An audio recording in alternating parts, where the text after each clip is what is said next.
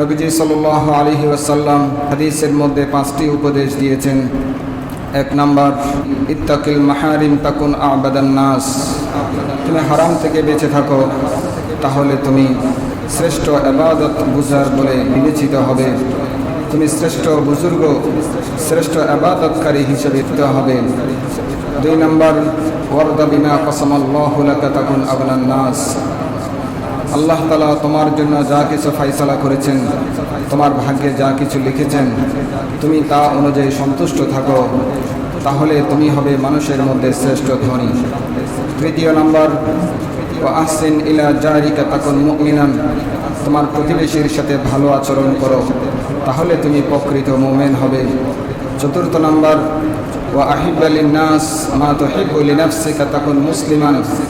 তুমি নিজের জন্য যা পছন্দ করো, অপর ভাইয়ের জন্যও তা পছন্দ করো, তাহলে তুমি প্রকৃত মুসলমান হতে পারবে।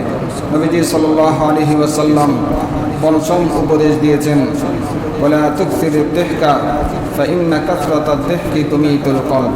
তোমরা বেশি হাসিও না, বেশি হাসলে ফাইন্না কাসরাতাদ দিহকি তুমিতুল কলবা, বেশি হাসলে অন্তর মরে যায়।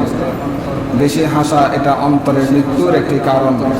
তোমরা বেশি হাসবা না, অধিক হাসা থেকে বিরত থাকবা। বেশি হাসলে অন্তর মরে যায়। অন্তর মরে গেলে কি হয়?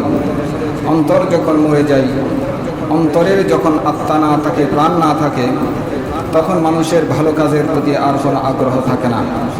মানুষ যখন আল্লাহ তাআলা বরত্বের কথা শুনে, তখন মানুষের ঈমান বৃদ্ধি পায় না। মানুষ যখন জাহান্নামের কথা শুনে, মানুষের অন্তরে ভয় সৃষ্টি হয় না। মানুষ যখন জান্নাতের আলোচনা শুনে, জান্নাতের প্রতি মানুষ আকাঙ্ক্ষিত হয় না। এটা হলো অন্তর মরে যাওয়ার কারণ।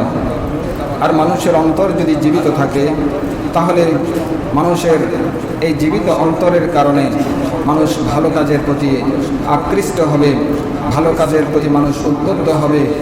আল্লাহ তাআলা বরত্বের কথা শুনলে মানুষের ঈমান বাড়বে। মানুষ যদি জাহান্নামের কথা শুনে,